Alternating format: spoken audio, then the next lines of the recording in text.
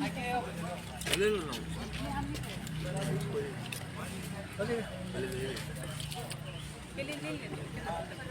बारे में ब्रीफ करने के लिए यहाँ पे इनवाइट किया है।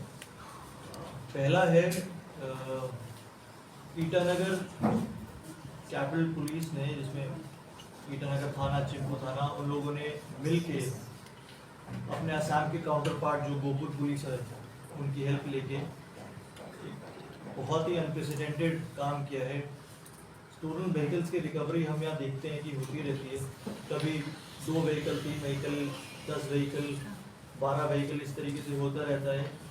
लेकिन हमने कंसोलिडेटेड टीम बना के इसको ट्राई किया कि पिछले 2019 से लेके आज तक जो स्टोलन व्हीकल्स की हमारे पास लिस्ट है उस पर हम लोग काम करें। 15-16 जून को एक व्हीकल चोरी हुआ था ईटानगर थाना क्षेत्र से, जिसके ऊपर फॉर्चुनेटली जीपीएस डिवाइस लगा हुआ था। और फिर उसको फॉलो करते करते हमारी एक टीम पहुंची गोपुर में, असम में। वहाँ पे उन्होंने वो बाइक रिकवर कर दी। उसके बाद ये आइडिया लगा कि एक तरीके से कंसोलिडेटेड गैंग है 4 लोगों का, जो पिछले 2-3 साल से एक्टिव है ईटानगर कैपिटल रेंज से व्हीकल्स चोरी करने के क्षेत्र में। तो रादर देन हम तुरंत उस पर एक्शन लें, हमने एक स्ट्रैटेजी बनाई और पैटर्न एनालिसिस किया कि कहाँ कहाँ ये लोग स्ट्राइक करते हैं, कैसे कैसे चोरी करते हैं, और फिर ट्रैप ले डाउन किया। सब्सिक्वेंटली 4 हमारे पास पकड़े गए और in a week long operation total 51 stolen vehicles have been recovered, जिसके अंदर से अभी आप नीचे जाएंगे सब्सिक्वेंटली जब आप उनकी वीडियोग्राफी करेंगे तो 36 अभी नीचे लगे हुए हैं डिस्प्ले पे, 35 डिस्प्ले पे हैं, और बाकी गोपुर थाने में अभी सीज्ड है और एक एक करके हम उनको वहाँ से ला रहे हैं, क्योंकि जितना हम वहाँ से ट्रांसपोर्ट कर पाए अपने अपने ट्रक्स में उनको हम ले आए हैं, और वो ट्रांसपोर्टेशन का प्रोसेस अभी फिर से जारी है। तो 35 तो नीचे हैं और बाकी और हम 1-2 दिन में ट्रांसपोर्ट करके लेंगे। तो total in a week long operation 51 such 2-wheelers have been recovered. Earliest stolen vehicle dates back to 2019. 19 से लेके 23 तक जो व्हीकल्स चोरी हुए उनमें से 53 बल्कि 2 और हो गए हमारे पास रिसेंटली आज ही। तो 51 + 2 53 व्हीकल्स हम रिकवर कर पाए। इंटरेस्टिंग चीज़ क्या है इसमें देखने वाली है कि इन 53 व्हीकल्स की रिकवरी के दौरान हमें पता चला कि जो ये 4 लोगों का गैंग है, ये पिछले 4 महीने में करीबन 30 बारी ईटानगर कैपिटल रीजन में आ चुका है और ट्राई कर चुका, अटेम्प्ट कर चुका है। कितने सक्सेसफुल रहे वो तो अभी हम जो व्हीकल्स रिकवर हुए हैं उनको एफआईआर से लिंक करना जब शुरू करेंगे। 6 एफआईआर से ऑलरेडी लिंक हो चुकी हैं स्टोलन एफआईआर से, बाकी लिंक धीरे धीरे हम कर रहे हैं, तो हमें पता चलेगा कि कितनी बार ये आया और कितनी बार सक्सेसफुल हुए। बट 30 बारी कम से कम ये पिछले 4 महीने में ही हमारे यहाँ पे आ चुके हैं। इस पूरी कहानी की शुरुआत ऐसे हुई कि जब से कैपिटल पुलिस ने होलंगी चेक गेट को टेक ओवर किया, तो उसके बाद से वहाँ पे हमारा प्रॉपर स्टाफ हमने वहाँ पे बैठाया, सर्वेलेंस रखनी शुरू की, एक आउटपोस्ट क्रिएटेड है, हमने एक WT स्टेशन भी वहाँ पे ऑपरेशनलाइज किया, जिसकी वजह से वहाँ से आना जाना लोगों का काफ़ी रिस्ट्रिक्ट हो गया। तो जनरली चोरियाँ, जैसे मैंने पहले भी मीडिया को ब्रीफ किया, जनरली जो असम की तरफ हमारे डिस्ट्रिक्ट से जो स्टोलन व्हीकल्स हो, चाहे नारकोटिक्स का आना जाना हो, वो होलंगी चेक गेट से ही हो रहा था, मतलब उसी वाले एरिया से हो रहा था। तो उसको टाइट करने की वजह से एकदम से स्टोलन व्हीकल्स में गिरावट आई और हमें थोड़ा टाइम मिला स्ट्रैटेजाइज करने का कि कौन से गैंग्स हैं जो इस पे ऑपरेट करते हैं। तो इन जब चारों को पकड़ा गया और अब सस्टेन्ड इंटरोगेशन अब चल रही, 3-4 दिन हो गए, तो ये पता चला कि 2019 से ये सेम ही रूट लेते हैं, सेम ही रूट, कोई रूट में चेंज नहीं करते, टाइमिंग्स में थोड़ा बहुत चेंज करते हैं, डेज में ऑब्वियसली चेंज करते हैं, बट सिंगुलर रूट जो गोपुर से निकलता है, होलंगी चेक गेट को क्रॉस करता है, चिंपू आता है और फिर ईटानगर कैपिटल रीजन में, ब्रॉडर ईटानगर कैपिटल रीजन में जाता है, सेम ही रूट ये लोग फॉलो करते हैं। और पहले भी यही रूट फॉलो करते हैं, आगे भी इनका यही प्लान था कि सेम ही रूट को फॉलो करके यहाँ जितनी भी टू व्हीलर्स है उनको चोरी करेंगे, और वहाँ पे गोपुर में 2-3 इन्होंने गांव आइडेंटिफाई कर रखे हैं, वहाँ पे लोग देते हैं। इनका मोडस ऑपरेंडी में एक और चीज़ है जो नोट करने वाली है कि जनरली व्हीकल थीव्स वो होते हैं कि आते हैं, चोरी करते हैं और वापस जाते हैं, और फिर लोग ढूंढते हैं कि किसको बेचा जाए। लेकिन ये लोग क्योंकि काफ़ी टाइम से कर रहे हैं तो इसलिए अब इनकी इतनी एक्सपर्टीज हो गई है कि अब ऑन डिमांड चोरी करते हैं। फॉर एग्जाम्पल R15 की अगर कोई डिमांड कर रहा है तो 15,000 रुपये उनसे पहले एडवांस लेते हैं कि 15,000 रुपये इनको दो तो एक R15 लेके आएंगे। कोई पल्सर की डिमांड कर रहा है तो अकॉर्डिंगली 12,000 रुपये उससे ले लेते हैं। तो ब्रॉडर बिस्वनाथ एरिया में असम के ये कांटेक्ट करते हैं कि किसी को सेकेंड हैंड व्हीकल करके बेचते हैं, कि किसी को सेकेंड हैंड व्हीकल चाहिए। ऑब्वियसली बताएंगे कि चोरी का व्हीकल ला रहे हैं तो लोग लेने में ज़्यादा इंटरेस्टेड नहीं होंगे, बट सेकेंड हैंड व्हीकल करके ये प्रोजेक्ट करते हैं कि अब सेकेंड हैंड व्हीकल आपको लेंगे, कौन सा मॉडल चाहिए, कौन सी आपको बाइक चाहिए वो मुझे बताइए, हमें बताइए और इतना पैसा एडवांस हमको दीजिए।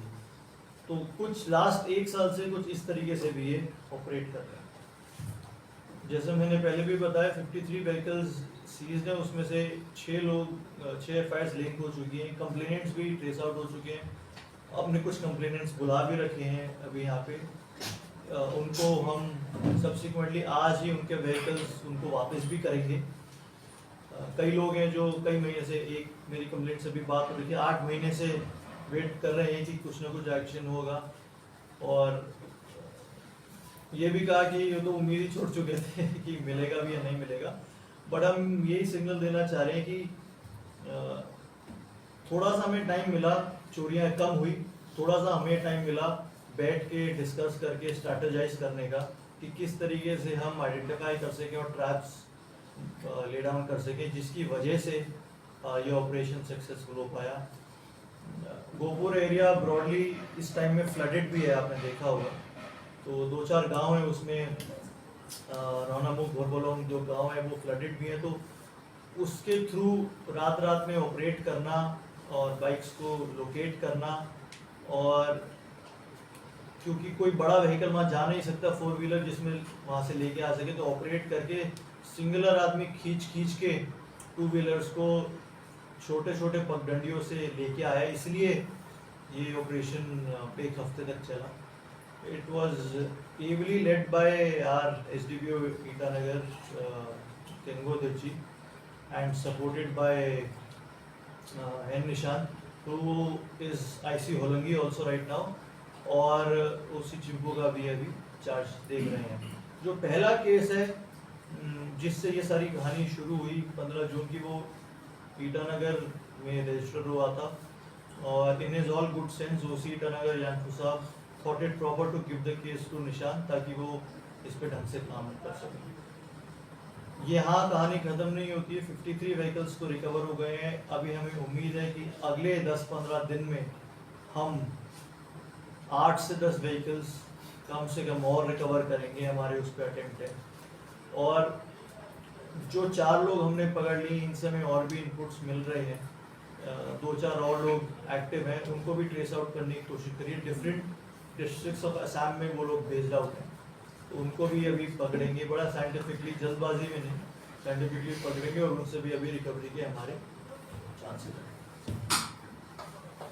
आपके थ्रू मैं ये भी मैसेज देना चाहूँगा कि जो व्हीकल्स हमने रिकवर किए हैं उनमें से किसी पे रजिस्ट्रेशन नंबर नहीं है, 2 को छोड़ के रजिस्ट्रेशन नंबर निकाल दिए गए हैं, नए फेक लगाए गए हैं।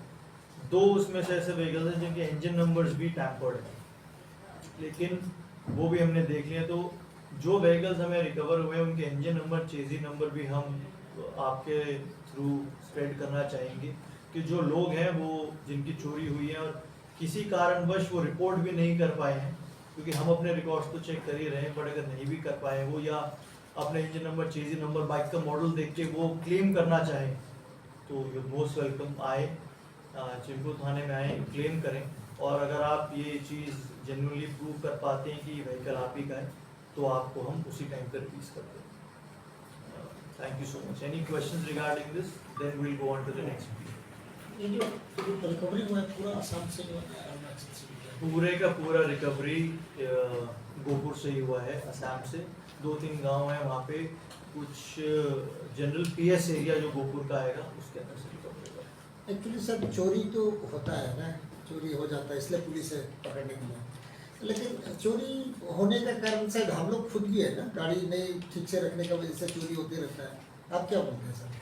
गाड़ी ठीक से नहीं रखने का तो अब ये है कि आप प्रिवेंट कर सकते, तो एक ही चीज़ जो हमें इस केस में ही पता चली कि जो पहली बाइक थी उसके अंदर जिनकी चोरी हुई, ही वाज स्मार्ट इनफ कि उन्होंने उस पर जीपीएस ट्रैकर लगा रखा था।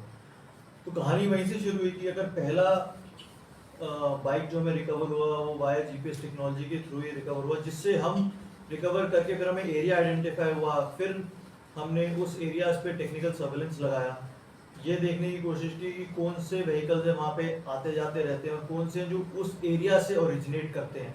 तो ये पूरी स्टोरी वहीं से शुरू हुई कि अगर पहले वाले व्हीकल में जीपीएस टेक्नोलॉजी था तो सिटीजन्स को ज़्यादा कुछ करने की ज़रूरत नहीं, क्योंकि हमारे यहाँ जनरली बाइक्स, गाड़ियाँ सड़क पे भी खड़ी होती हैं, तो पार्किंग स्पेस का थोड़ा बहुत इशू है।